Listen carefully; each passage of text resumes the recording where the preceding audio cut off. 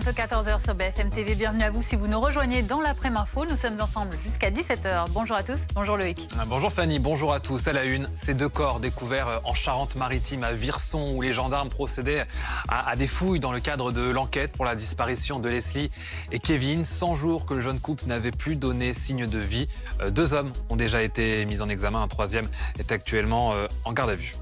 21 blessés dans un accident de car, dont 19 en urgence relative et 2 en urgence absolue. Un accident de car spectaculaire dans l'Isère qui transportait une quarantaine d'enfants en colonie de vacances. Les pompiers sont sur place. Ils demandent aux automobilistes d'éviter le secteur. Les enfants venaient de Sceaux en région parisienne après avoir passé un séjour en colonie de vacances. Du nouveau dans l'affaire Pierre Palmade, c'est une information BFM TV. Le comédien va être transféré demain après-midi du CHU du Kremlin à Bicêtre dans le Val-de-Marne à l'hôpital Marie-Lane Long au Plessis-Robinson pour y être soigné pendant 48 heures. Son transfert en prison n'est donc pas possible pour le moment. Et puis J-3, avant un mardi noir de mobilisation contre la réforme des retraites, transports, éboueurs, écoles, les principaux syndicats se disent France à l'arrêt dans tous les secteurs. Dans celui de l'énergie, une grève reconductible a déjà démarré depuis hier. Nous serons... C'était mal, sénateur.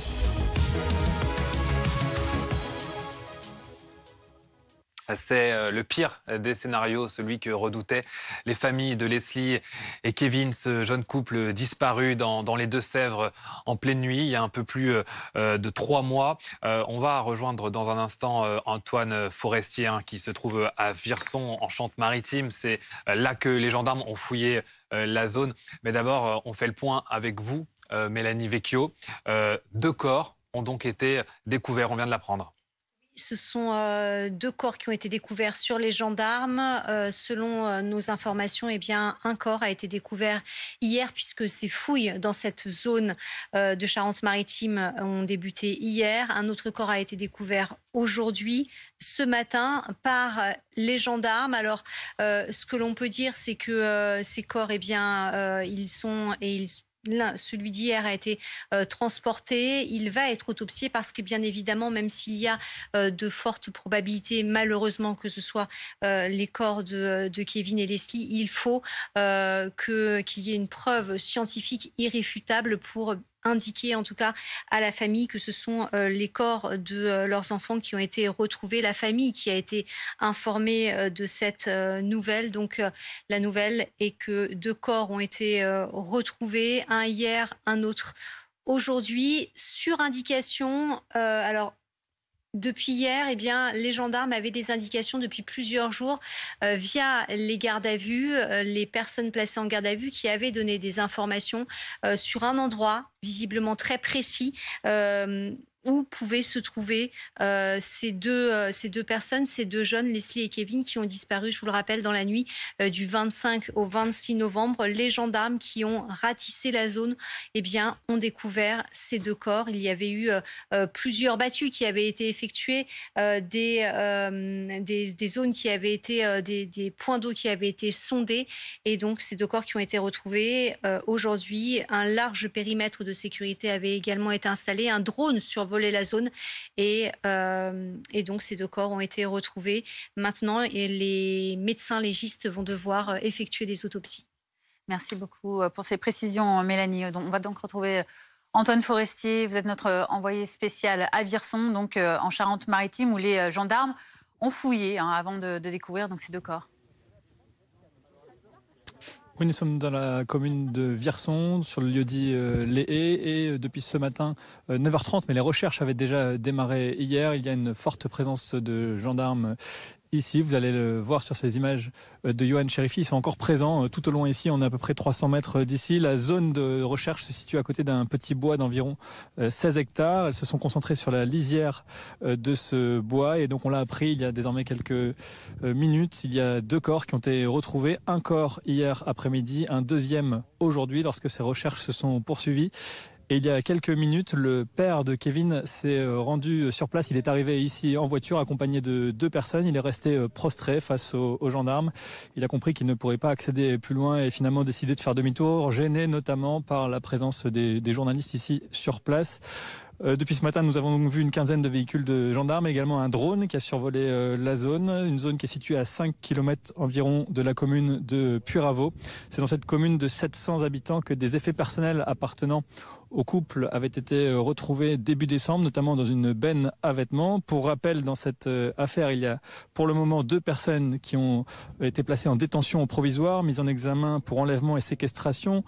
La deuxième personne mise en examen a également 2 chefs d'accusation supplémentaires, assassinat au pluriel et modification de l'état des lieux d'un crime. Et puis ce matin, il y avait encore une 3e personne qui était en garde à vue à la gendarmerie de Niort et elle est en cours de transfert au palais de justice de Poitiers. On ne connaît pas le rôle qu'a joué cette personne âgée de 23 ans qui est en lien avec la première personne qui a été mise en examen. On le saura un petit peu plus tard lorsque le parquet de Poitiers communiquera sur cette affaire. En tout cas, ce qu'on peut dire pour le moment, c'est qu'ici, dans cette zone de recherche, les gendarmes ont donc retrouvé 2 corps, un hier après-midi et un dans la matinée d'aujourd'hui.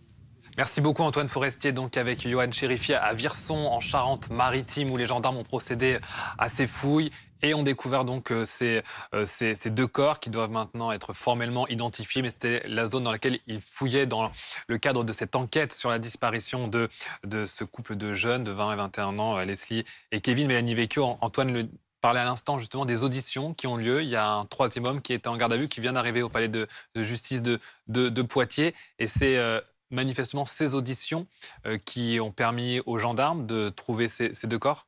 3 hommes ont été entendus, effectivement. Le premier, c'est le très proche ami de Leslie, chez qui il devait passer la nuit, chez qui Leslie et Kevin devaient passer la nuit, cette nuit du 25 au 26 novembre.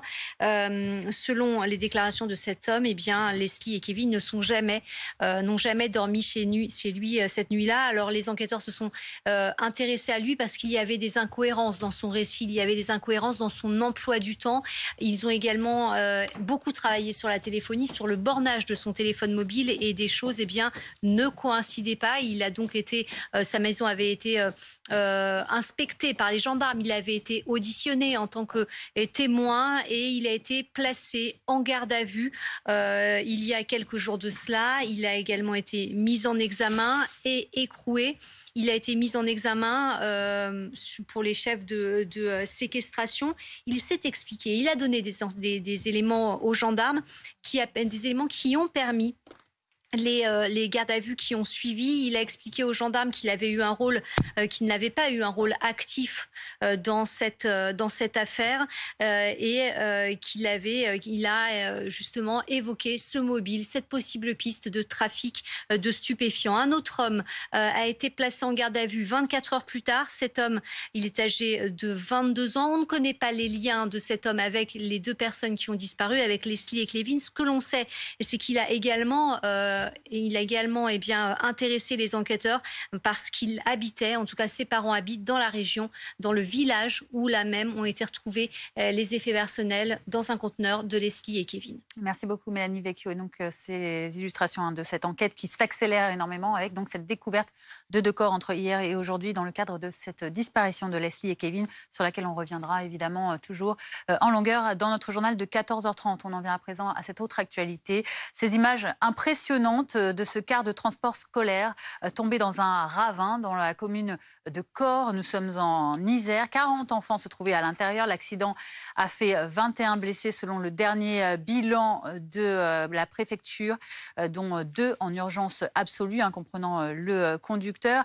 Dans un instant, nous retrouverons notre reporter sur place. Mais tout d'abord, bonjour Philippe Laurent. Vous êtes le maire UDI de la commune de Sceaux dans les Hauts-de-Seine. C'est de cette commune que viennent les enfants qui étaient envoyés en colonie de vacances donc en Isère. Voyage organisé par votre ville. Que savez-vous précisément de ce qui s'est passé ? Bien écoutez, les enfants étaient donc sur le trajet du retour depuis le centre de vacances qui est une petite station qui s'appelle Saint-Michel dans les Hautes-Alpes. Et donc ils venaient pour prendre le train à Grenoble pour entrer sur Paris et après sur Sceaux. Donc c'est un séjour qui est totalement organisé par un prestataire de service que avec lequel nous sommes liés par un marché public.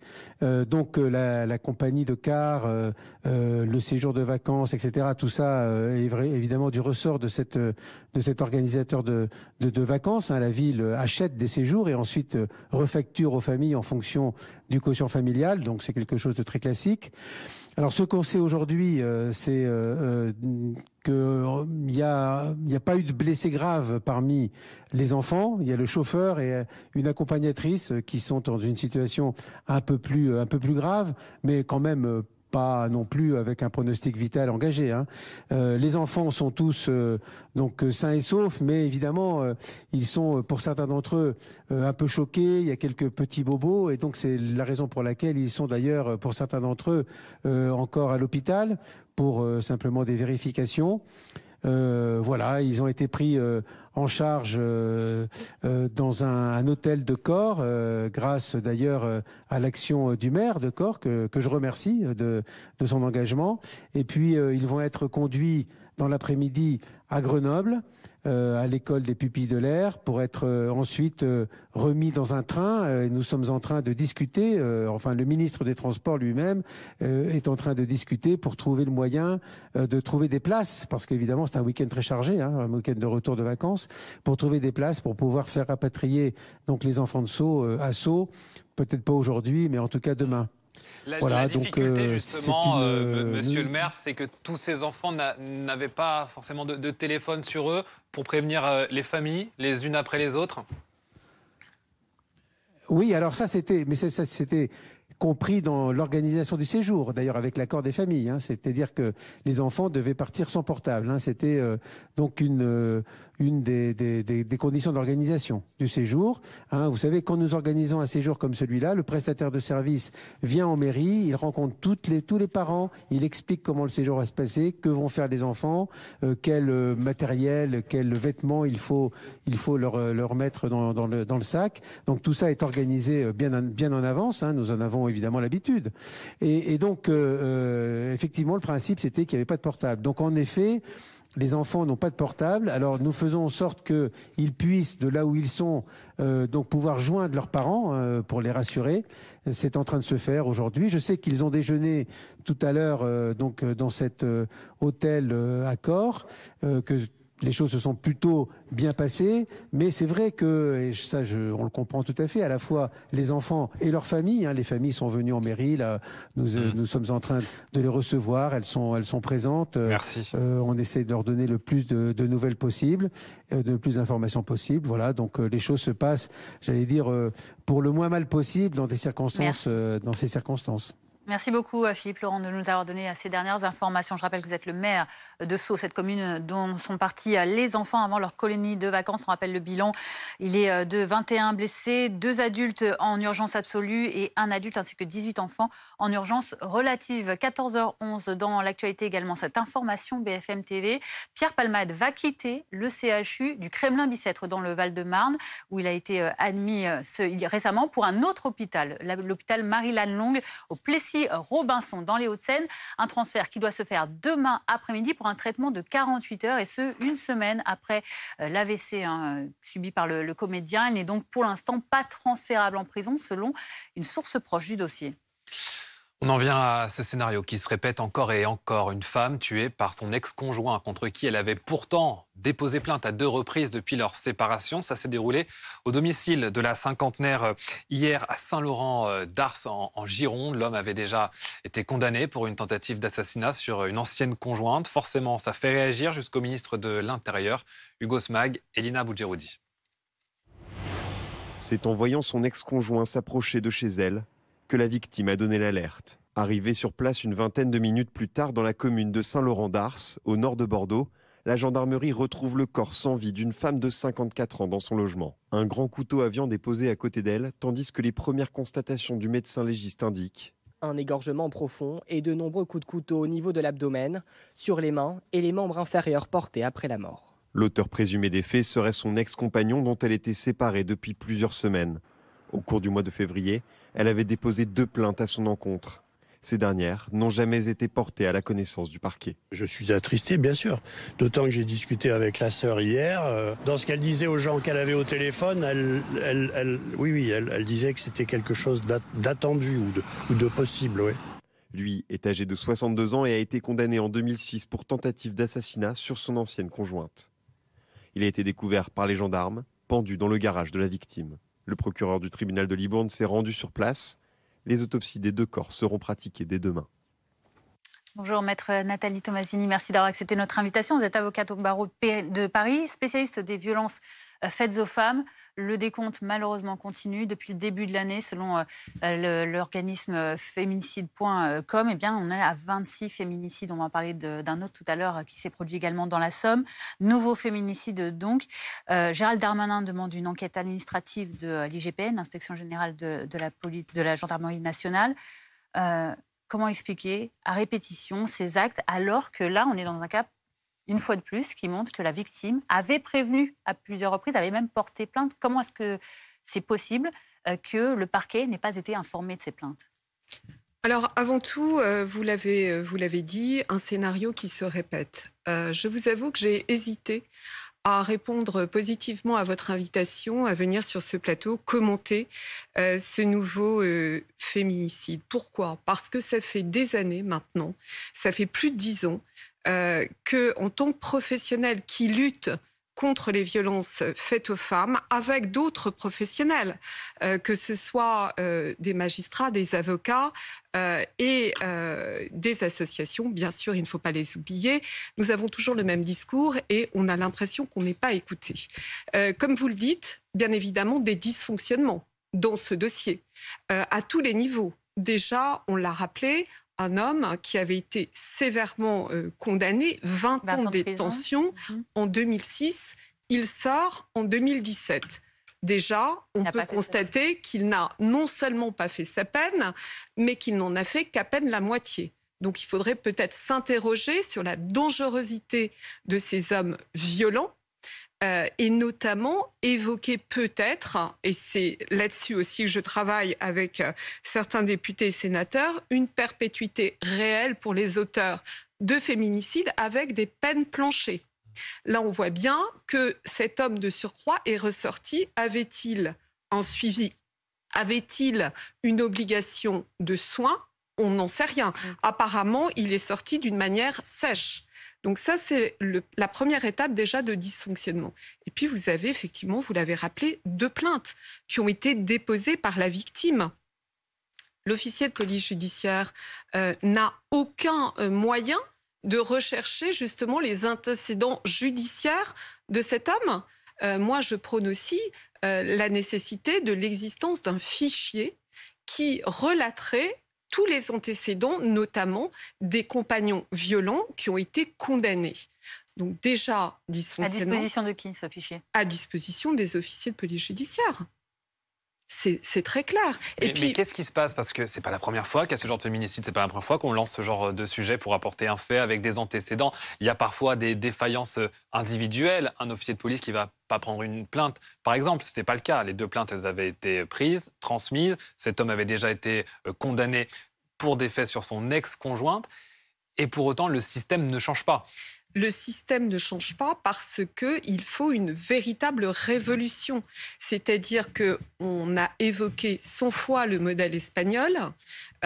Il suffirait de faire un copier-coller. C'est-à-dire qu'on n'a pas de tribunaux spécialisés, on n'a pas de brigade spécialisée anti-violence conjugale dans ce pays. En Espagne, je crois qu'on a 100 fois plus aujourd'hui de délivrance de bracelets anti-rapprochement qu'en France. Donc vous voyez bien que en termes de budget aussi, le compte n'y est pas, puisque en Espagne, on a eu le milliard effectivement sur 5 ans, mais en France, la lutte contre les violences faites aux femmes n'est absolument pas une priorité. Cette priorité, elle n'est que de façade, puisque les chiffres ne bougent pas. Vous les avez rappelés. En 2019, on était à 146 féminicides. Selon l'association Nous Toutes, on serait en 2022 à 147. Donc on voit bien qu'il y a un réel problème parce qu'on ne prend pas de mesures radicales. De la même manière, les sanctions vis-à-vis de ces auteurs de violence, elles ne sont pas assez radicales, d'une manière effective. On ignore la dangerosité de ces hommes. Donc il faut en amont, à titre de prévention, une véritable formation des professionnels. Il faut peut-être un fichier de ces criminels conjugaux. Il faut également des délais. Vous parlez de transfert des plaintes au parquet. Sait-on si elles ont été transférées ? Peut-être pas. Elles sont restées au commissariat où cette pauvre femme a déposé plainte. Parce qu'il n'y a pas de délai dans le code civil, dans le code pénal, pardonnez-moi. Dans le code pénal, il n'y a pas de délai pour le transfert au parquet. Donc, il y a une espèce de lenteur du système, mais lenteur aussi pourquoi ? Par manque d'effectifs et donc par manque de moyens. Donc, c'est toute la chaîne qui est à reprendre. Et on n'a pas arrêté de le répéter depuis des années et rien n'y fait. Loin des discours politiques qui avaient fait justement de la cause des violences faites aux femmes une priorité. Mais c'est une priorité, encore une fois, de façade, parce que concrètement, en tant que professionnel, on voit bien que ces mesures ne sont pas radicales, concrètes, et dont des délais justement raisonnables. Merci beaucoup, Maître Tomassini, donc pour ces explications. Et malheureusement, ce nouveau constat de dysfonctionnement dans la chaîne générale du traitement de ces cas de féminicide qui se multiplient, on est donc à 26, rien que depuis le début de cette année. Dans l'actualité également, ce samedi, les transports, les éboueurs, les écoles, 3 jours avant une journée noire annoncée par les syndicats pour s'opposer à la réforme des retraites, tous les principaux syndicats se disent donc prêts à mettre la France à l'arrêt. Ce sera mardi dans tous les secteurs. Un mouvement qui a d'ailleurs déjà commencé pour le secteur de l'énergie. Bonjour Rachid Temal, vous êtes sénateur du Parti socialiste du Val d'Oise. Cette journée de mobilisation du 7 mars, elle était très attendue. Après donc, les vacances scolaires qui sont déroulées pour les 3 zones. Est-ce que ça doit marquer le coup ou est-ce que c'est le début du mouvement selon vous ? Le mouvement social, ça fait plusieurs semaines maintenant qu'il est là parce que, je le rappelle, il combat cette réforme des retraites du passage de 62 à 64 ans, qui est une réforme à la fois injuste et inutile. Et donc, c'est le mouvement social qui est là. Nous-mêmes, au Parlement, encore aujourd'hui, nous sommes sur le texte au Sénat. Et nous sommes dans une logique à la fois de proposition d'amélioration du système de retraite actuel. Et nous combattons la proposition du gouvernement qui, comme je l'ai dit, ferait qu'à terme, ce serait 2 ans de plus de travail pour les Français. Quand, je rappelle qu'un tiers des Français terminent leur vie aujourd'hui professionnelle au chômage ou au minimum sociaux, ça sera 2 ans de plus. Donc voilà ce que nous combattons et voilà ce que combattent les syndicats. Ensuite, c'est à eux, le mouvement social, c'est au mouvement social de déterminer sa suite. Ce n'est pas aux élus de le faire. On sait quand même qu'il y a des liens, forcément. Le texte, vous l'avez dit, est actuellement au Sénat. C'est là que vous vous trouvez. Et qui commence avec l'examen sur la suppression des régimes spéciaux. Est-ce que ça, c'est pas un peu pour mettre de l'huile sur le feu ? Alors là, pour l'instant, c'est sur ce qui s'appelle la clôture. Aujourd'hui, nous sommes sur l'article 1er, donc c'est effectivement le sujet. Et on voit bien, il faut le rappeler, les régimes spéciaux, c'est d'abord une histoire, et c'est pour répondre à des métiers pénibles. Donc plutôt que de dire on ferme les régimes spéciaux comme ça de façon d'ailleurs assez... D'ailleurs, je rappelle certains, puisque la proposition du gouvernement fait que certains régimes spéciaux seraient supprimés à terme et d'autres ne le seraient pas. Donc on n'a pas de réponse non plus sur pourquoi tel régime plutôt que tel autre régime. Donc plutôt d'avoir un travail qui serait à faire avec les partenaires sociaux sur l'aménagement, sur tel ou tel métier. Vous voyez, c'est une mesure d'ailleurs assez brutale, sans encore une fois avoir de règles, et c'est la difficulté que nous avons. C'est comme pour les 1200 € annoncés. Le gouvernement nous avait dit, certes, c'est 2 ans de plus, mais il y aura des mesures sociales. Et il s'avère qu'au début, ça devait être tous les retraités, puis 1,8 million de retraités, puis 40 000. Maintenant, nous sommes à 10 000. On voit bien que c'est une réforme qui est, je le redis, injuste, totalement inégalitaire. Et c'est pour ça que nous sommes mobilisés. Merci beaucoup Rachid Temal, sénateur du Parti socialiste du Val d'Oise. Donc, merci alors que ce texte est à l'examen au Sénat. Restez avec nous dans un instant. Nous reviendrons évidemment sur cette découverte macabre. 2 corps découverts à Virson en Charente-Maritime. Seront-ils ceux de Leslie et de Kevin, disparus il y a 100 jours désormais? On ferait le point sur cette enquête qui s'accélère ces derniers jours dans notre journal de 14h30. À tout de suite. Ce week-end, gros plan sur ces entreprises qui font bouger les marchés. De par les caractéristiques de son économie, préserver elle-même les entreprises. TPE, PME, start-up, l'actualité business. Ce week-end sur BFM TV. Votre programme avec Fortunéo, expert de la bourse en ligne depuis plus de 20 ans. Fortunéo, j'aime ma banque.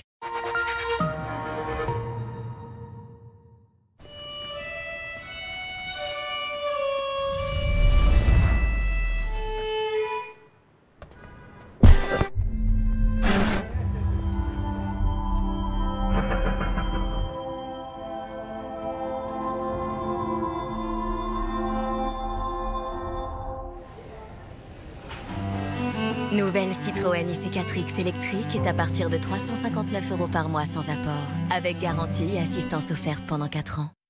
Engagement, solidarité, protection, des valeurs qui guident vos gestes. En tout lieu, toutes circonstances. Le groupe AGPM soutient les forces de défense et de sécurité. Vos valeurs nous engagent. Groupe AGPM. Santé, prévoyance, assurance, retraite. Bonjour, on cherche un canapé pour regarder la télé. Installez-vous, je vais vous faire essayer bien plus qu'un simple canapé.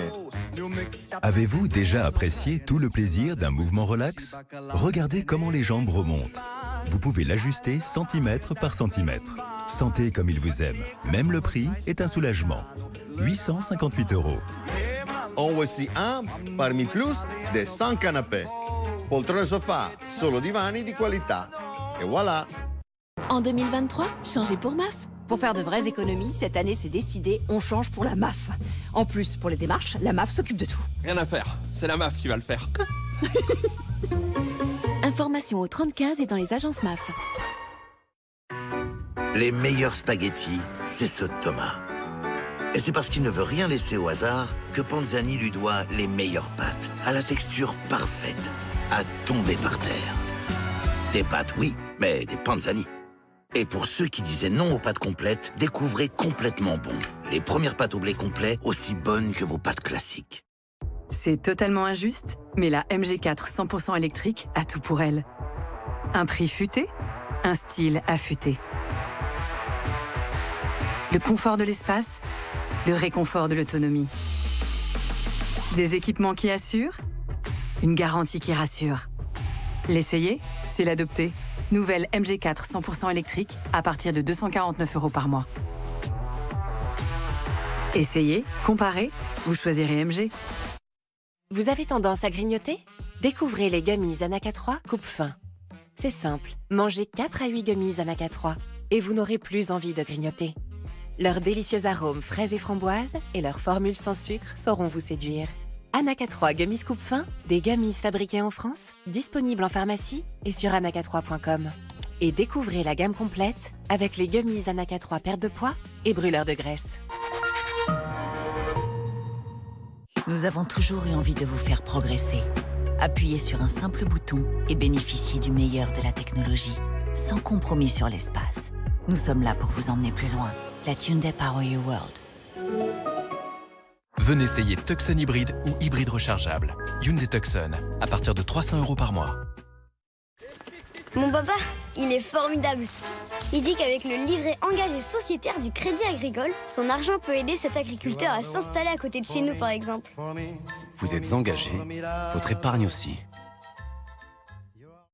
Je suis aide-soignante à l'ADMR. Lorsqu'on rit avec une personne que j'aide, je lui fais du bien et elle me fait du bien. La qualité du soin et nos échanges, c'est essentiel. L'ADMR, premier réseau national associatif de services à la personne. Après The Phaser, récompensé aux Oscars, le nouveau film de Florian Zeller. Je comprends pas ce qui m'arrive. Avec un casting exceptionnel. Tu es venu me dire que tu es un père modèle? Tu veux que je t'applaudisse? Un grand film. C'est mon petit garçon. Je peux pas le laisser tomber. The Sun, actuellement au cinéma. Vous avez envie de perdre 1, 2, voire 3 tailles de pantalon? Avec Comme J'aime, c'est super simple. Vous avez 25 secondes pour scanner ce QR code. 1. Sortez votre téléphone. 2. Scannez le QR code juste ici. 3. Faites votre devis en ligne avec un conseiller minceur. Et 4. Mincissez. N'attendez plus pour scanner ce QR code. C'est simple, gratuit et sans engagement. Surtout, ne ratez pas votre chance. Allez-y, il ne vous reste plus que 5 secondes pour le scanner et vous pouvez toujours nous retrouver sur commej'aime.fr. commej'aime.fr.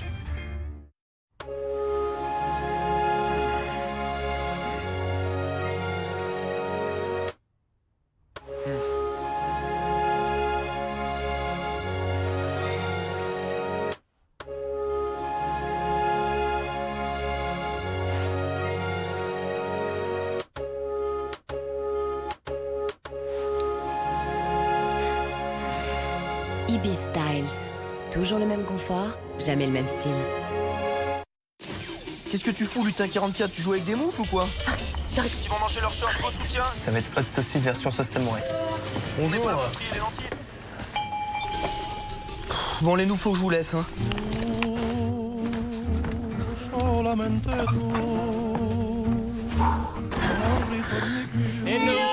Bah, bienvenue. La déconnexion totale ici. Vous imaginez même pas. Oh, c'est joli. Votre vie avance, notre réseau aussi. Orange. Allez, viens. Tout à l'heure. Mais c'est claque, les mamans. C'est laquelle la tienne? C'est celle-là, là. Pardon? La Volkswagen, elle est super, elle comprend tout, elle lit les panneaux. Elle se garde toute seule aussi. Bonjour madame. C'est si facile d'être fier d'une Volkswagen. Je ne sais pas. En ce moment, jusqu'à 3 000 € d'avantages clients pour l'achat d'une Polo. Volkswagen.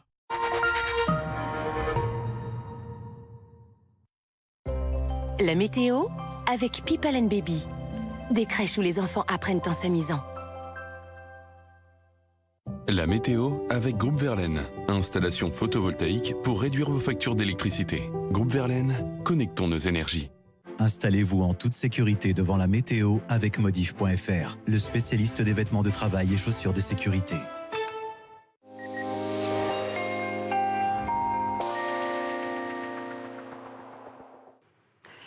Vos prévisions pour ce week-end et ce dimanche. Après un samedi plutôt calme, assez nuageux quand même, notamment sur les régions du nord. On le voit bien ici sur cette animation satellite. On a quelques nuages également qui traînent sur le centre-est du pays. Ailleurs, c'est plutôt ensoleillé. Et puis demain matin, on va retrouver beaucoup de grisailles sur les régions du nord, des nuages bas, des pluies également qui resteront très faibles. Quelques flocons sur le nord-est. Et puis on aura ces plaques de grisailles aussi sur le sud-ouest.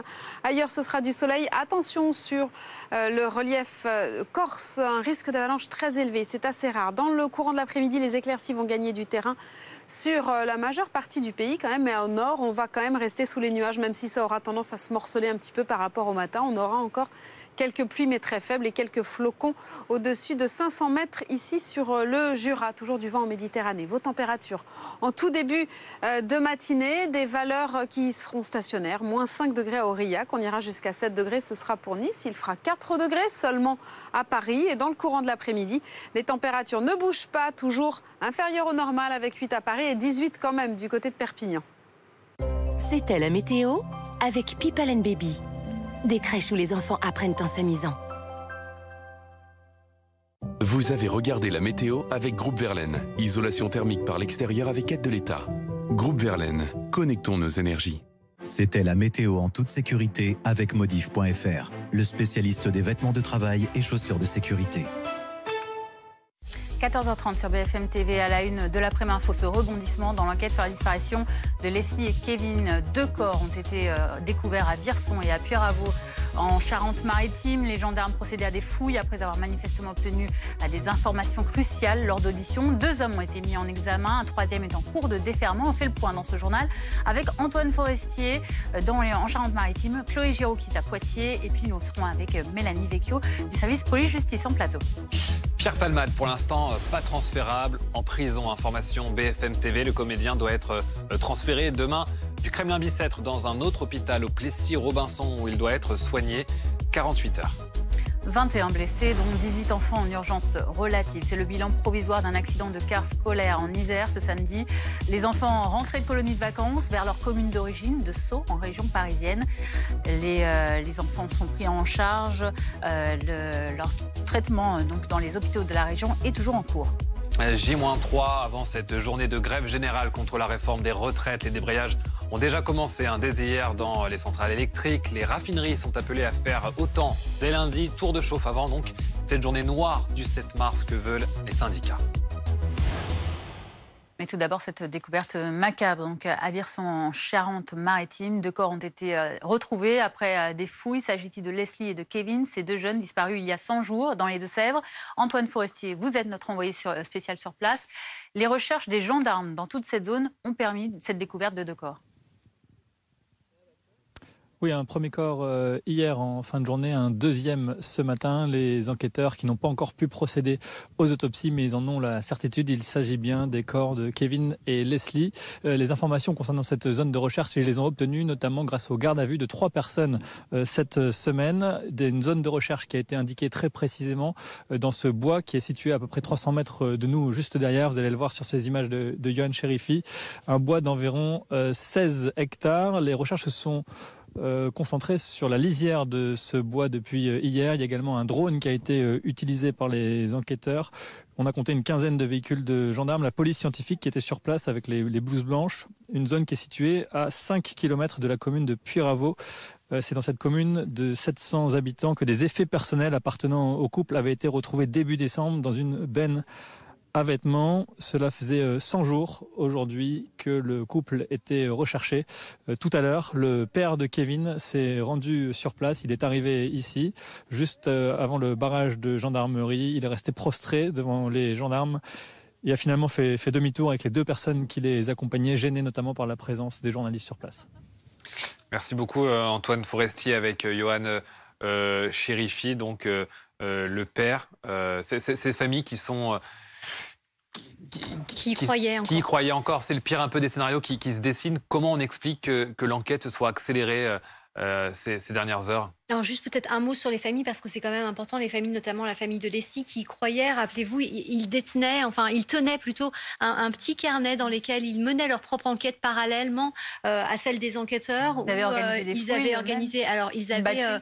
Alors ça, c'est la famille du côté de Kevin, mais de Leslie, ils avaient placardé sur les arbres des affiches, des appels à témoins. Ils y croyaient vraiment, ils se tenaient au courant ils espéraient. Alors, ils pensaient réellement que leurs enfants étaient séquestrés quelque part, étant donné la mise en examen de la première personne qui a été justement mise en examen pour enlèvement et séquestration. Ils pensaient vraiment qu'ils étaient séquestrés quelque part et ils sont aujourd'hui effondrés. Enfin, les mots n'existent même pas pour décrire l'état de cette famille dans laquelle elle est.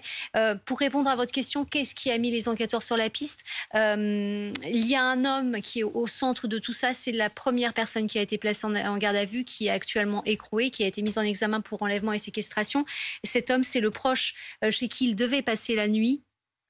Cet homme qui a présenté Leslie à Kevin, et c'est lui qui a donné quelques indications, en tout cas commencé à donner des indications aux enquêteurs initialement, puisque c'est la première garde à vue dans ce dossier, et c'est lui qui a, entre guillemets, dit avoir joué un rôle passif. Il n'a pas été actif dans cet enlèvement. Il a aiguillé les enquêteurs sur les 2 autres personnes, et puis ce qu'on peut dire également, c'est que la seconde personne qui a été mise en examen, elle l'a été pour assassinat, c'est-à-dire que selon les enquêteurs, selon le juge d'instruction, il y a préméditation. Cet acte d'enlèvement, de séquestration et de crime était finalement prémédité. Un autre homme, on le disait, est actuellement devant le juge d'instruction au palais de justice de Poitiers. Merci Mélanie Vecchio. Justement, vous avez fait le bilan sur ces donc 2 hommes mis en examen, l'un pour enlèvement et séquestration, un autre en plus pour assassinat au pluriel. Et donc, Chloé Giraud, on vous retrouve, vous êtes notre envoyé spécial à Poitiers. Un 3e homme a été placé en garde à vue. Sa garde à vue est terminée. Désormais, il est présenté à un juge d'instruction à Poitiers, où vous vous trouvez en vue, lui aussi, d'une mise en examen? Oui, ce 3e suspect, on l'a vu arriver ici au palais de justice de Poitiers aux alentours de 12h30. Il a été transféré ici donc depuis Niort, où il a effectué une garde à vue de 48 heures. Même procédé que pour les 2 premiers suspects. Il est arrivé avec un cortège de gendarmerie. Il se trouvait à l'arrière d'un véhicule camouflé sous un drap blanc, de sorte qu'on ne puisse pas voir son visage. Ici, il va donc être présenté à un magistrat instructeur qui pourra décider d'engager d'éventuelles poursuites à son encontre. Ce que l'on sait sur ce 3e suspect, c'est que c'est un jeune homme âgé de 23 ans et qui est en lien avec le tout premier mis en examen dans cette affaire. Le tout premier mis en examen, c'était, rappelez-vous, cet ami du couple qui devait héberger Leslie et Kevin le soir de leur disparition. Lui a été inculpé pour enlèvement et séquestration. Il est actuellement en détention provisoire et depuis, une 2e personne a été mise en examen, cette fois-ci pour 3 chefs d'inculpation. Tout d'abord, assassinat au pluriel, non non pas un mais plusieurs assassinats. Ensuite, modification de l'état des lieux d'un crime et puis lui aussi enlèvement et séquestration. Cette enquête sur la disparition de Leslie et Kevin qui s'accélère considérablement ces derniers jours et ces dernières heures, notamment avec la découverte de 2 corps au cours de ces fouilles menées en Charente-Maritime et l'audition donc de ce 3e suspect pourrait également permettre d'en savoir plus sur ce qui est arrivé à Leslie et Kevin. Oui, Giraud avec Grégory Joanne à Poitiers donc pour BFM TV. On en vient à cette information. BFM TV, Pierre Palmade n'est pour l'instant pas transférable en prison. Pourquoi ? Parce qu'il va quitter demain après-midi, le CHU du Kremlin-Bicêtre dans le Val-de-Marne pour être transféré dans un autre hôpital, Marianne Long au Plessis-Robinson, pour un traitement de 48 heures, une semaine après son AVC. Bonjour Alain Ducardonnet. Merci d'être avec nous, consultant BFM TV, surtout médecin cardiologue. Pour quelles raisons ce type de transfert ? Alors, on sait qu'il y a eu un problème vasculaire, puisqu'il y a eu cet accident vasculaire cérébral, donc une artère probablement qui s'est encrassée. Et on sait aussi que la cocaïne est particulièrement toxique pour le cœur. Elle est toxique pour le muscle cardiaque, elle est toxique également pour les coronaires, les artères qui irriguent le cœur. Et donc, il est tout à fait logique dans un bilan après une période d'exposition assez prolongée, semble-t-il, à la cocaïne, il est assez logique dans ce contexte-là de vouloir faire une coronarographie, c'est-à-dire de vouloir faire un examen des coronaires. Alors c'est une supposition, puisqu'on ne sait pas bien évidemment quel est le dossier de Pierre Palmade, mais dans la démarche médicale, pour un sujet classique, faire une coronarographie dans ce contexte d'exposition prolongée à la cocaïne est tout à fait légitime. Ça veut dire quoi ? Ça veut dire que on veut opacifier les artères du cœur pour voir si elles sont aussi encrassées, puisque celles du cerveau se sont exprimées. Est-ce qu'au niveau du cœur, les artères ne seraient pas aussi encrassées ? Et si elles étaient encrassées de façon importante, éventuellement de mettre un stent, vous savez, ce petit ressort qui permet d'ouvrir les artères. Alors, pour faire cet examen, la question donc qui va se poser... il nécessite 48 heures, c'est ça, de traitement notamment ? Oui, et surtout le problème, c'est qu'en fait, pour l'instant, il est hospitalisé donc à l'hôpital du Kremlin-Bicêtre. Or, cet hôpital, qui a un service de cardiologie, ne dispose pas de coronarographie. Et donc, on peut imaginer que le transfert se fasse vers Marianne Long, qui, lui, a un service de cardiologie médicale et chirurgicale. Et donc là, on pourra faire cette coronarographie. Et classiquement, aujourd'hui, faire une coronarographie, ça prend en effet 48 heures. On peut même parfois la faire en ambulatoire. Mais encore une fois, c'est un examen relativement simple. Donc, on va faire cette coronarographie. Et puis, s'il y a un geste nécessaire ultérieurement, éventuellement, l'hospitalisation pourrait se prolonger. Mais c'est l'hypothèse dans le contexte actuel. Je dis bien, ça reste une hypothèse qui paraît la plus légitime dans ce contexte de bilan d'une personne qui a été exposée à la cocaïne. Merci beaucoup, merci Alain Ducardonnet pour cet éclairage sur BFM TV.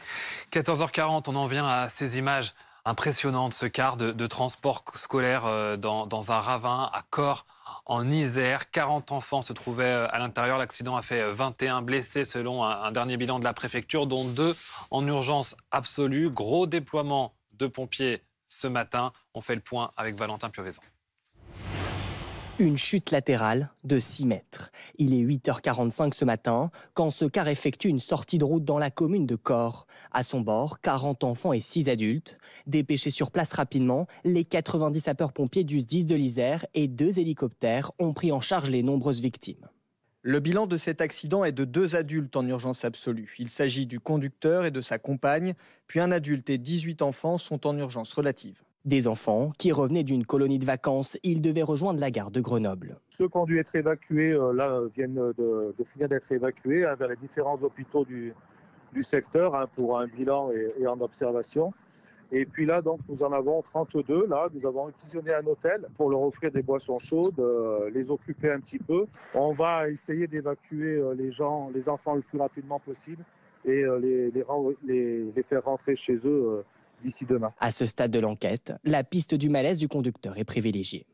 Et on prend la direction justement de l'Isère pour vous retrouver à Corps. Damien Charton, vous êtes notre correspondant sur place. C'est donc à cet endroit, derrière vous, dans ce ravin, que le car scolaire s'est renversé, donc faisant ce nombre de blessés qu'on a rappelé, avec un gros dispositif de secours sur place. Oui, il y a eu jusqu'à 90 sapeurs-pompiers qui sont arrivés ce matin, un peu après 8 heures.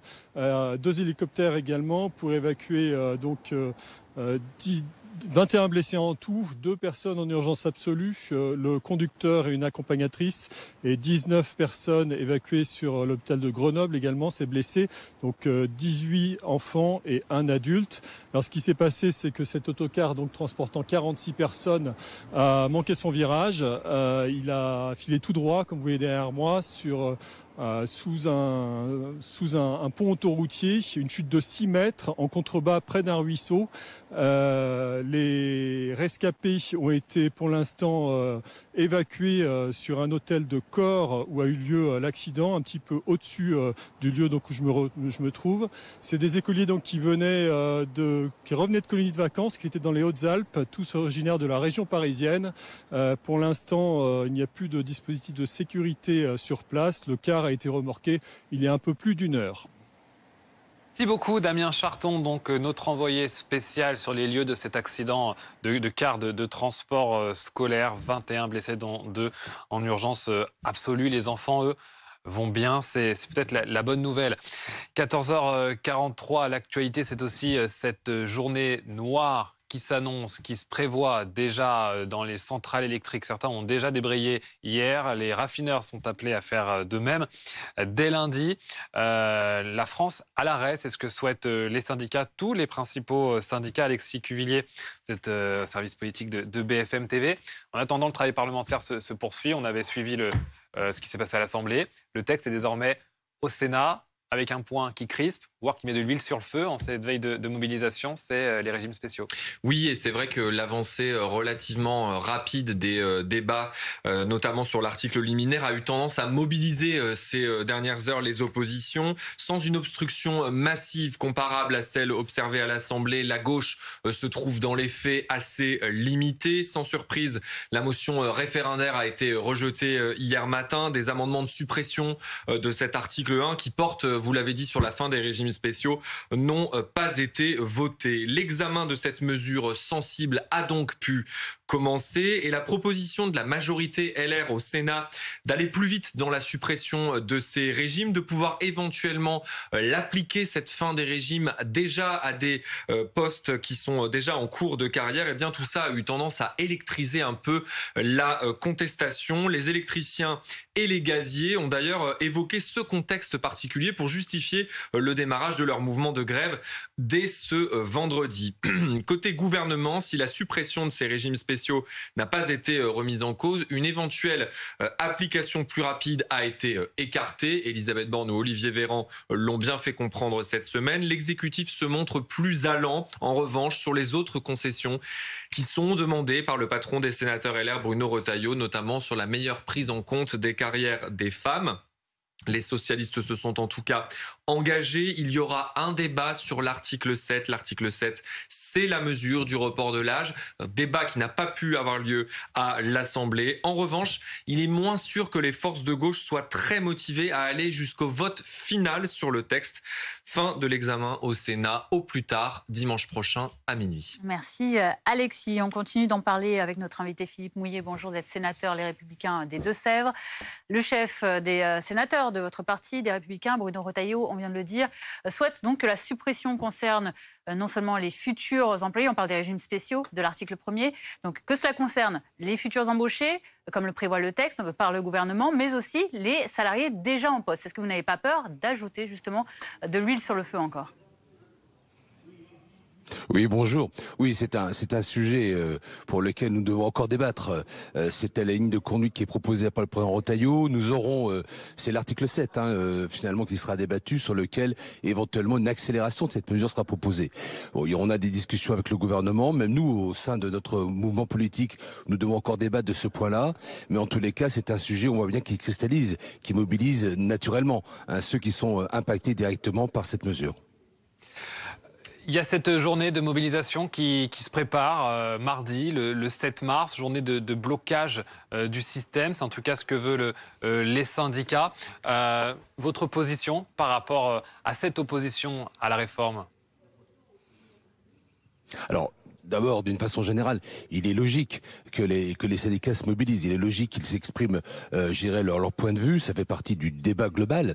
En même temps, nous sommes aujourd'hui dans un débat parlementaire dans lequel nous espérons d'ailleurs que nous aurons l'occasion d'aller jusqu'à l'article 7. On voit bien que pour l'instant, les choses vont lentement. Il y a une vraie opposition, certes, qui fait pas beaucoup de bruit, mais une vraie opposition aujourd'hui de la part de la gauche ici au Sénat. Donc on espère déjà pour aller jusqu'à l'article 7. Et puis, on se voit bien que c'est un des points, je dirais, essentiels de cette réforme. Donc, qu'il y ait une réaction dans la rue est normal. Après, c'est toute la capacité de sortir de ces situations-là. On regarde à la fois du débat parlementaire, de la négociation avec le gouvernement et la négociation future avec les syndicats. Qu'il y ait une contestation dans la rue, vous le comprenez. Comprenez-vous par ailleurs que le gouvernement n'y prête visiblement pas beaucoup d'attention, en tout cas ne s'adresse pas directement à ces Français qui marchent dans la rue pour contester? Ouais, je crois que le gouvernement a pris une position claire depuis le début. D'abord, c'est lui qui est à la manette au niveau à la fois de la réforme, même si nous avons contribué ici au Sénat à une évolution. C'est lui qui est à la manette au niveau du calendrier. Et donc, c'était un engagement du président de la République dans lequel eh bien, il s'est appuyé sur la réforme qui est votée déjà depuis 4 ans au PLFSS ici au Sénat. Donc, à la fois, on comprend la réaction. C'est une logique d'expression. Et en même temps, eh bien, lorsque vous avez du courage politique, il y a un cap qui est tenu. Donc, le gouvernement a cette attitude particulière. Et puis ici, nous au Sénat, je dis, on a aussi notre prise de position dans laquelle nous confortons la ligne politique que nous menons aussi depuis 4 ans, comme je disais. Ça n'a pas toujours été très clair, alors c'est peut-être le cas pour vous personnellement, mais enfin bon, qui a commencé à mettre de l'huile sur le feu en reprenant les mêmes arguments que les oppositions, notamment à gauche? C'est des gens de chez vous, c'est des députés LR, on pense bien sûr à Aurélien Pradié. Oui, bien sûr. Alors, ça fait partie aussi, dans notre propre parti politique, il y a débat. Dans notre propre parti politique, tout le monde n'est pas forcément sur la même longueur d'onde. Après, l'expression de l'Assemblée nationale est différente qu'ici au Sénat. On a bien vu que le bilan est quand même pas très favorable sur la façon dont a été traité le texte, dans la façon dont a été travaillé, je dirais, la discussion parlementaire. Ici, en tous les cas, nous avons une cohérence dans notre ligne politique, même si on voit bien qu'il y a encore des nuances à apporter. Hein. On parle notamment de l'accélération d'un certain nombre de mesures, mais nous sommes sur un débat serein. Et dans tous les cas, nous avons, nous, ici, une cohérence dans notre position politique. Merci beaucoup d'avoir répondu à nos questions. Philippe Mouiller, sénateur républicain des Deux-Sèvres. Également, dans l'actualité, on en vient désormais à ce 25e et 26e féminicide depuis le début de l'année. L'un dans la Somme et l'autre qui concerne une femme d'une 50aine d'années retrouvée morte poignardée de plusieurs coups de couteau à son domicile de Saint-Laurent-d'Ars. C'est près de Bordeaux. Anne Lorban, c'est là qu'on vous retrouve sur place pour BFM TV. Le principal suspect, son ex-conjoint, s'est lui donné la mort. Il s'est pendu alors qu'il avait été déjà condamné une première fois à 20 ans de prison, qu'il n'avait pas effectué en totalité à la suite d'une tentative de meurtre sur son ancienne conjointe. On y reviendra dans un instant avec Anne Lorban pour la suite de cette information. Tout de suite, 14h50, la météo. On se retrouve juste après. La météo avec People & Baby. Des crèches où les enfants apprennent en s'amusant. La météo avec Groupe Verlaine. Installation photovoltaïque pour réduire vos factures d'électricité. Groupe Verlaine, connectons nos énergies. Installez-vous en toute sécurité devant la météo avec Modif.fr, le spécialiste des vêtements de travail et chaussures de sécurité.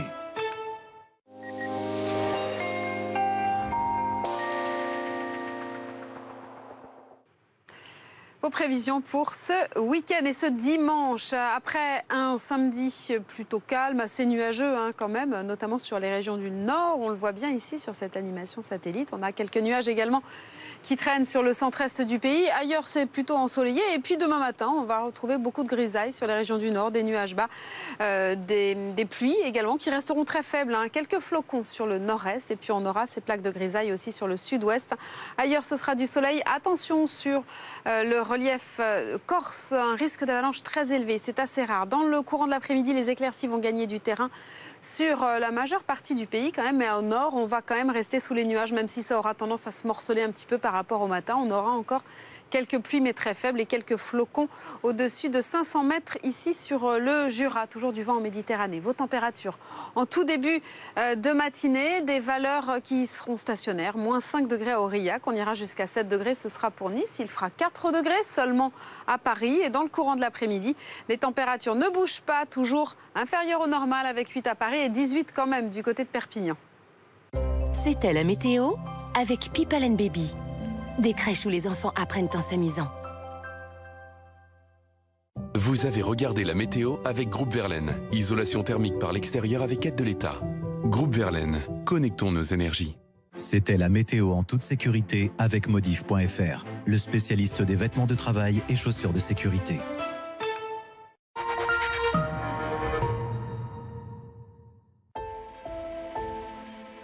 Le voyage est une page blanche.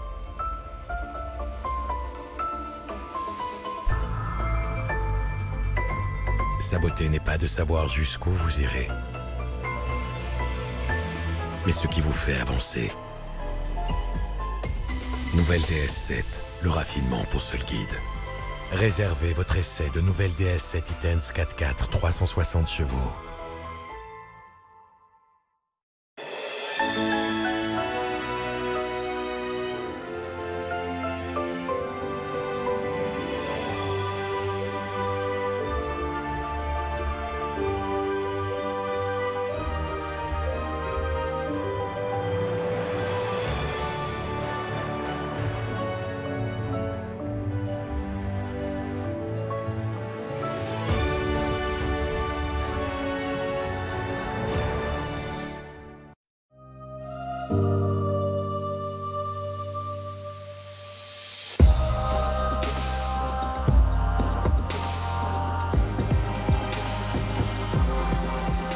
Montblanc, Legend Red, le parfum. Qui peut concurrencer la MAF? En prenant nos contrats auto et habitation, on a eu 50% offert sur notre contrat habitation. Vous avez échoué! 50% offert sur les nouveaux contrats habitation de la famille. Votre devis au 3015 et dans les agences MAF. Bonjour, je cherche un canapé pour y rester dessus toute la journée.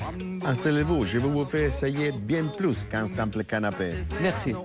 Regardez comme ces assises extensibles sont belles et sentez comme elles sont confortables. Il suffit de faire ça et ça s'allonge. Vous avez envie de vous détendre? Le prix aussi va vous détendre. Seulement 1078 €. En voici un parmi plus de 100 canapés. Poltrone sofa, solo divani di qualità. Et voilà. Vous vous êtes déjà demandé à quoi vous ressembleriez avec 10, 15, voire 20 kilos en moins. Comme j'aime, vous offre cette expérience inédite et incroyable. Scannez le QR code juste là et dans moins de 2 minutes, vous allez vous voir avec vos kilos en moins. Je vous montre, c'est ultra simple. Vous rentrez vos informations, vous choisissez le poids que vous voulez perdre et voilà, vous découvrez votre nouvelle silhouette. Allez, scannez vite ce QR code et découvrez votre future silhouette ou rendez-vous sur comegem.fr. Comegem.fr. C'est important, .fr. Qu'est-ce que tu fous, lutin 44? Tu joues avec des moufles ou quoi? Ils vont manger leur short, gros soutien. Ça va être hot saucisse version sauce samouraï. Bonjour. Bon, les nous, faut que je vous laisse. Hein.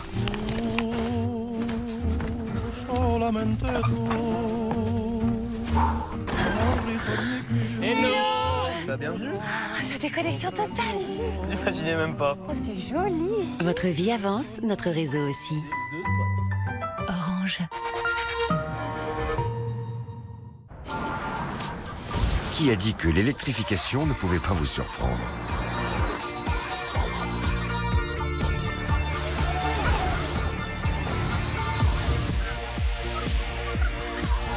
Nouveau Nissan Qashqai e-Power.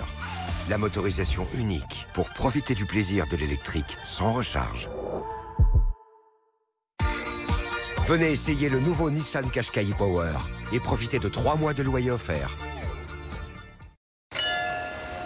L'ortolan est un fromage tellement doux qu'il attendrit même les plus durs.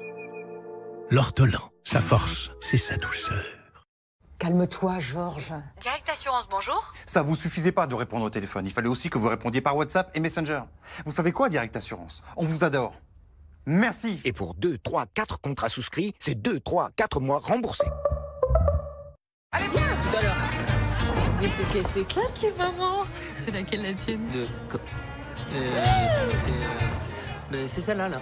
Pardon? Elle a Volkswagen, elle est super, elle comprend tout, elle lit les panneaux. Elle se garde toute seule aussi.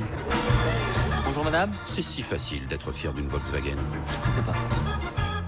En ce moment, jusqu'à 3 000 € d'avantages clients pour l'achat d'une Polo.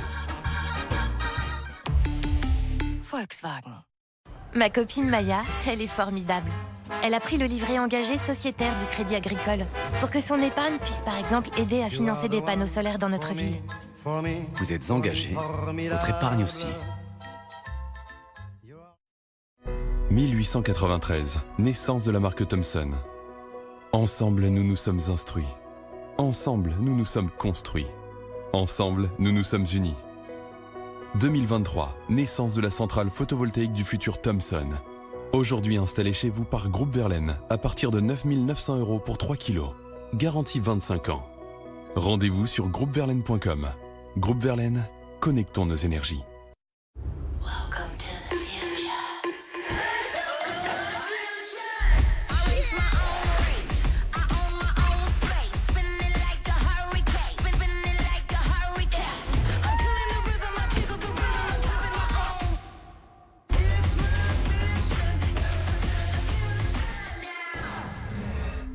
Découvrez la gamme Jeep désormais 100% électrifiée et profitez de la prime reprise Electric Freedom de 4 500 € sur Renegade et Compass.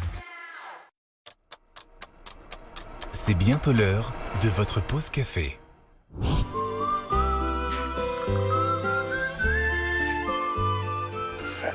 Du grain à la tasse, savourez le meilleur de l'expresso avec des Longhi.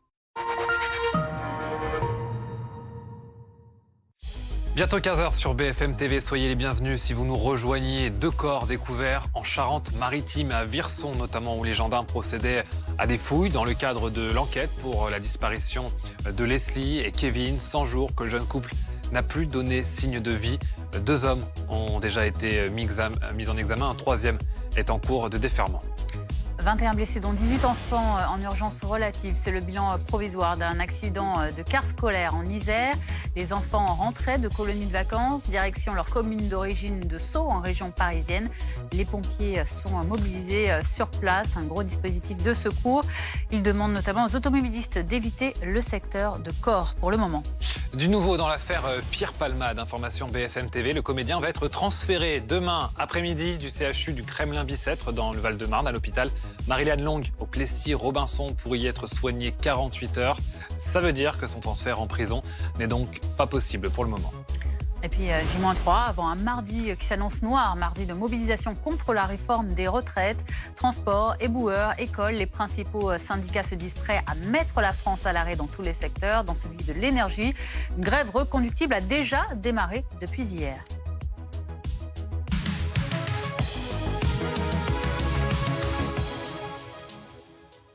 C'est le pire des scénarios, celui que redoutaient les familles de Leslie et Kevin, ce jeune couple disparu dans les Deux-Sèvres en pleine nuit, il y a un peu plus de 3 mois maintenant. Antoine Forestier, vous êtes à Virson pour BFM TV, c'est en Charente-Maritime.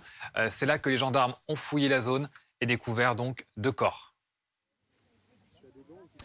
Oui, des recherches qui avaient démarré hier. Il y a un premier corps qui a été retrouvé hier en fin d'après-midi, le corps d'un homme. Il s'agirait donc de Kevin. Et ce matin, les recherches avaient repris aux alentours de 9h30 et c'est le corps d'une femme qui a été retrouvé. Il s'agirait donc de Leslie. Les autopsies n'ont pas encore eu lieu. Ici sur place, désormais, ce sont les pompes funèbres qui sont attendues. Il y a encore un important dispositif de gendarmerie. Vous allez le voir sur ces images de Johan Chérifi, avec encore une quinzaine de véhicules de gendarmes présents sur place, près de ce bois où se sont concentrées les recherches depuis hier, depuis ce matin également.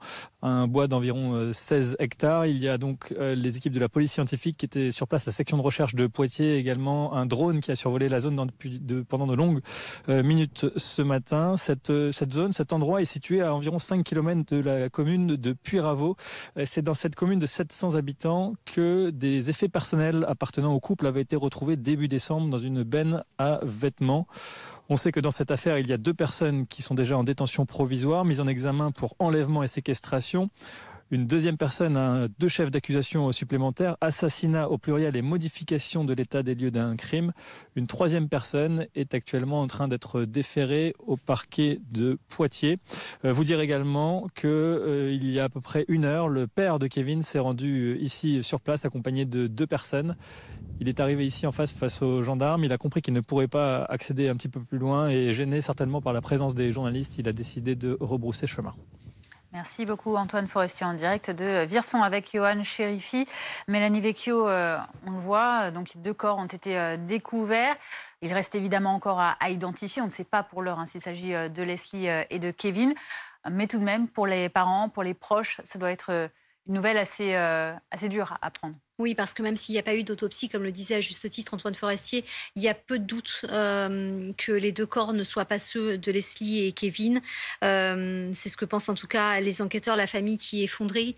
Un proche me disait, il n'y a pas de mots, parce qu'ils y croyaient. Ils tenaient, vous savez, un petit carnet dans lequel ils mettaient toutes les avancées qu'ils pouvaient faire, parce qu'ils enquêtaient parallèlement de leur côté. La famille de Leslie qui avait même placardé des images, des appels à témoins, des photos des 2 enfants, des 2 adultes dans leur commune où ils habitaient et aux alentours. Et puis, ils étaient persuadés depuis l'interpellation du premier suspect, ce proche de Leslie et Kevin, ils étaient persuadés que le couple avait été et était séquestré quelque part, qu'ils étaient toujours en vie. C'était quelque chose qui était profondément ancré en eux, même si leurs amis, ça c'est pour les parents, même si les amis, eux, étaient un petit peu plus lucides et pensaient à une issue beaucoup plus fatale. Une amie me disait justement que les parents actuellement sont totalement anéantis. Qu'est-ce qui va se passer maintenant? Que peut-il se passer maintenant? Il y a 3 hommes qui ont été interpellés.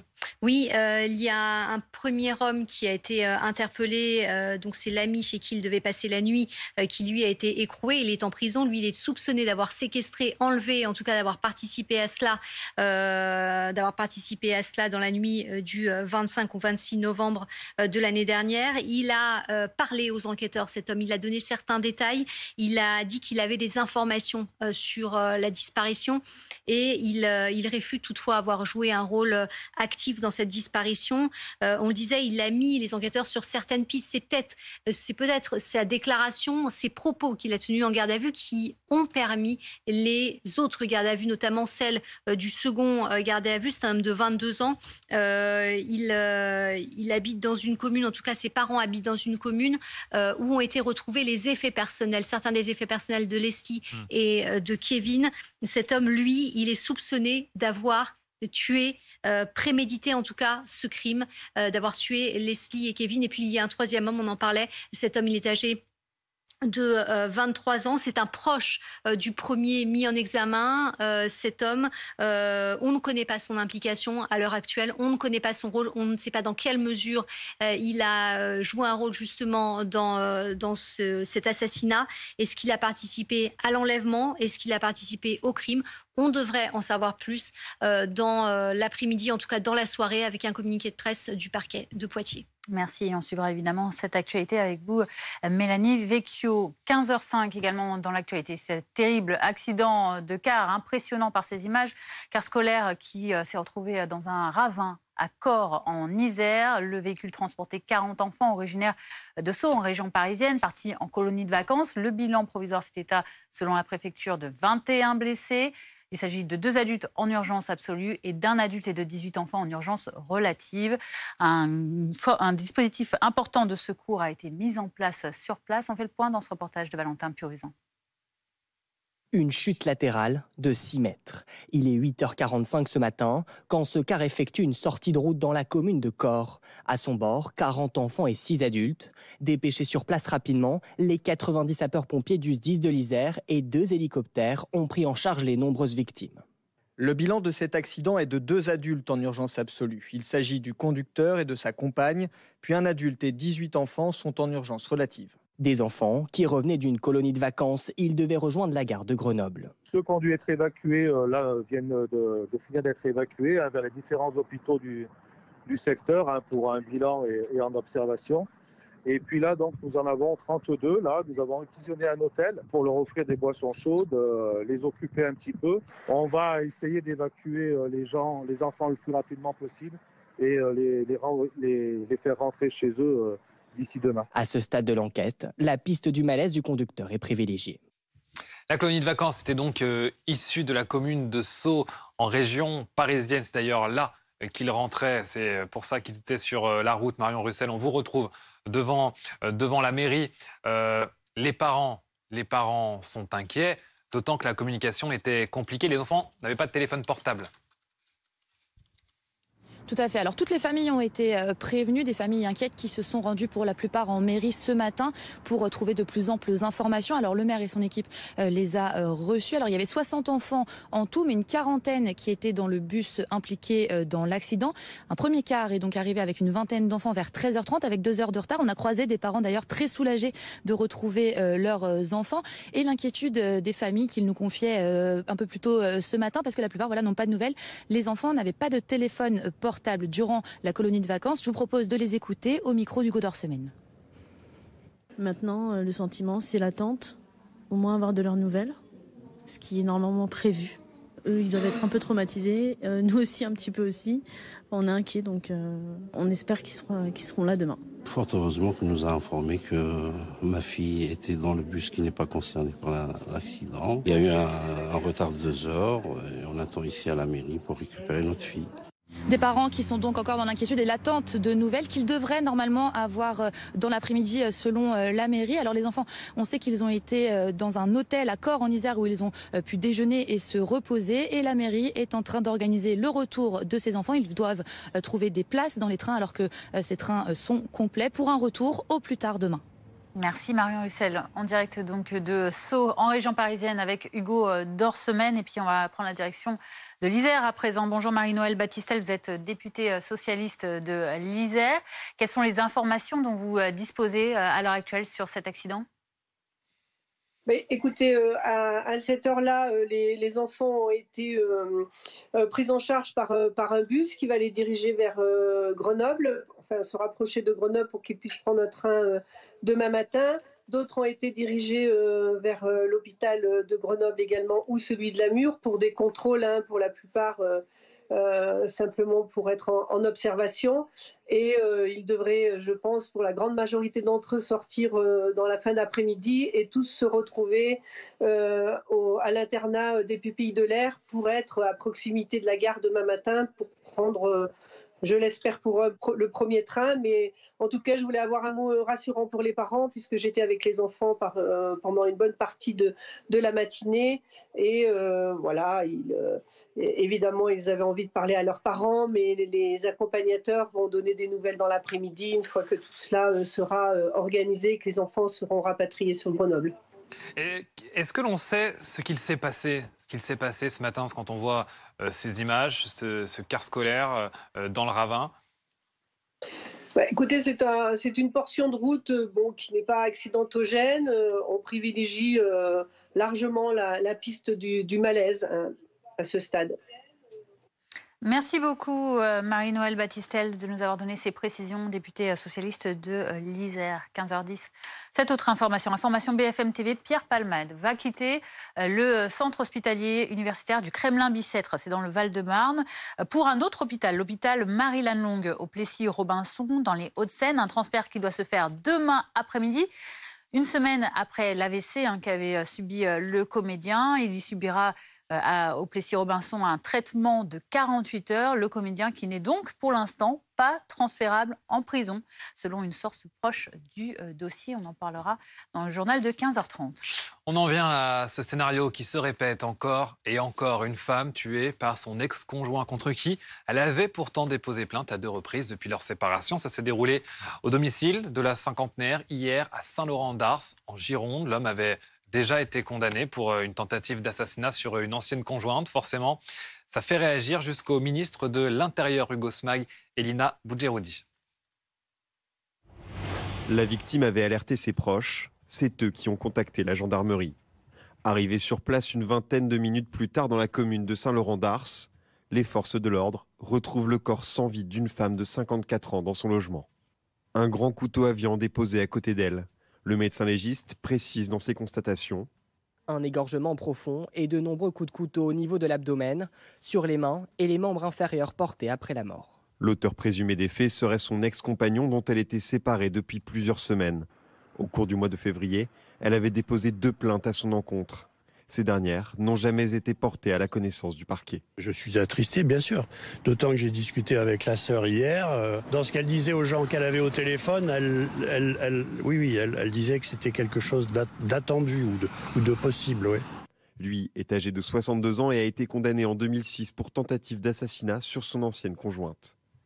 Il a été découvert par les gendarmes, pendu dans le garage de la victime. Le procureur du tribunal de Libourne s'est rendu sur place. Les autopsies des 2 corps seront pratiquées dès demain. Et dans la Somme, une autre femme, une femme de 27 ans, elle, a également été tuée par un coup de couteau à la tempe, tuée par son ex-conjoint. C'était hier soir sur le parking d'un hôtel d'Amiens. Elle avait également récemment porté plainte contre lui, une nouvelle fois pour des violences conjugales. Le couple s'était séparé l'été dernier, mais l'homme a continué à la harceler malgré son interdiction de l'approcher. Il est actuellement hospitalisé après s'être donné lui-même un coup de couteau. C'est donc le 26e féminicide selon le collectif féminicide.com. 15h13 sur BFM TV, les transports, les éboueurs, les écoles. 3 jours avant une journée noire annoncée par les syndicats pour s'opposer à la réforme des retraites. Tous les principaux syndicats se disent prêts à, je cite, mettre la France à l'arrêt dans tous les secteurs. Donc mardi, le mouvement a déjà commencé. Guillaume Barqui, François Luce. Des baisses de charges électriques 4 jours avant la grève. Premières actions de la CGT hier, confirmées par EDF dans plusieurs centrales. À Flamanville, à Palluel et à Saint-Alban, on a baissé la production d'électricité. Pas d'impact pour les usagers. Par contre, ça a un impact sur l'économie des entreprises et notamment pour l'export donc de l'électricité dans les pays voisins. Début des hostilités. Objectif bloquer le pays. Dès dimanche soir, plusieurs appels à cesser le travail chez les routiers. Bloqueront-ils aussi les routes? Puis lundi, la CGT Chimie appelle à la grève, comprenez, des raffineries au ralenti. Là, on est en train de monter crescendo tout le week-end puisqu'il y a des centrales en plus. Il y a le dépôt pétrolier d'Ajaccio qui est coupé. Il y a de nombreux radars dans plein de départements qui sont en sobriété énergétique. On est prêt et on va y aller. Et à partir de lundi, oui, on se lance dans une semaine noire dans l'énergie. Et dès 19h, les transports entrent dans la danse. 4 syndicats appellent à la grève à la SNCF et tous les syndicats à la RATP dès le lendemain. La question pour nous maintenant en tant que militants, c'est d'arriver à construire la reconduction de la grève dans un maximum de secteurs, publics et privés, parce que c'est ça qui va être déterminant dans notre capacité à mettre en échec ce projet de loi. Est-ce qu'on va y arriver? Je ne sais pas, mais en tout cas, on va s'y employer. La grève pourrait aussi concerner les éboueurs à l'appel de la CGT et les établissements scolaires. Les principaux syndicats de professeurs veulent fermer écoles, collèges et lycées mardi. Enfin, les compagnies aériennes devraient annuler 20 à 30% de leurs vols. Le renseignement attend entre 1,1 et 1,4 million de manifestants. Et pour le sénateur socialiste du Val d'Oise, Rachid Temal, cette mobilisation est bien installée contre une réforme jugée injuste. Mardi n'en sera qu'une nouvelle illustration. Le mouvement social, ça fait plusieurs semaines maintenant qu'il est là parce que, je le rappelle, il combat cette réforme des retraites du passage de 62 à 64 ans, qui est une réforme à la fois injuste et inutile. Et donc c'est le mouvement social qui est là. Nous-mêmes au Parlement encore aujourd'hui, nous sommes sur le texte au Sénat et nous sommes dans une logique à la fois de proposition d'amélioration du système de retraite actuel et nous combattons la proposition du gouvernement qui, comme je l'ai dit, ferait qu'à terme, ce serait 2 ans de plus de travail pour les Français. Quand je rappelle qu'un tiers des Français terminent leur vie aujourd'hui professionnelle au chômage ou au minimum sociaux, ça sera 2 ans de plus. Donc voilà ce que nous combattons et voilà ce que combattent les syndicats. Ensuite, c'est à eux, le mouvement social, c'est au mouvement social de déterminer sa suite. Ce n'est pas aux élus de le faire. On sait quand même qu'il y a des liens, forcément. Le texte, vous l'avez dit, est actuellement au Sénat. C'est là que vous vous trouvez. Et qui commence avec l'examen sur la suppression des régimes spéciaux. Est-ce que ça, c'est pas un peu pour mettre de l'huile sur le feu ? Alors là, pour l'instant, c'est sur ce qui s'appelle la clôture. Aujourd'hui, nous sommes sur l'article 1er, donc c'est effectivement le sujet. Et on voit bien, il faut le rappeler, les régimes spéciaux, c'est d'abord une histoire, et c'est pour répondre à des métiers pénibles. Donc plutôt que de dire on ferme les régimes spéciaux comme ça de façon d'ailleurs assez... D'ailleurs, je rappelle certains, puisque la proposition de gouvernement fait que certains régimes spéciaux seraient supprimés à terme et d'autres ne le seraient pas. Donc on n'a pas de réponse non plus sur pourquoi tel régime plutôt que tel autre régime. Donc plutôt d'avoir un travail qui serait à faire avec les partenaires sociaux sur l'aménagement, sur tel ou tel métier. Vous voyez, c'est une mesure d'ailleurs assez brutale, sans encore une fois avoir de règles, et c'est la difficulté que nous avons. C'est comme pour les 1200 € annoncés. Le gouvernement nous avait dit, certes, c'est 2 ans de plus, mais il y aura des mesures sociales. Et il s'avère qu'au début, ça devait être tous les retraités, puis 1,8 million de retraités, puis 40 000. Maintenant, nous sommes à 10 000. On voit bien que c'est une réforme qui est, je le redis, injuste, totalement inégalitaire, et c'est pour ça que nous sommes mobilisés. L'actualité internationale, assiste-t-on à ces derniers combats dans la ville de Bakhmout? Elle a été encerclée pratiquement par les forces russes. Elle est l'épicentre des combats dans l'est de l'Ukraine. C'est ce qu'a affirmé en tout cas le patron du groupe paramilitaire Wagner, cette milice de plus en plus présente dans ce conflit. Aurore Villemur. Sur le toit de ce bâtiment en ruine, 4 soldats de la milice Wagner. L'un d'eux danse, guitare à la main. Un autre agite fièrement le drapeau de son armée. Des soldats victorieux. Car la ville est quasiment aux mains des Russes, selon le chef du groupe Wagner, en première ligne de cette bataille. Dans une vidéo publiée sur Telegram, il s'adresse directement au président ukrainien. Les unités de la compagnie militaire privée Wagner ont pratiquement encerclé Bakhmout. Il ne reste qu'une seule route. L'étau se resserre.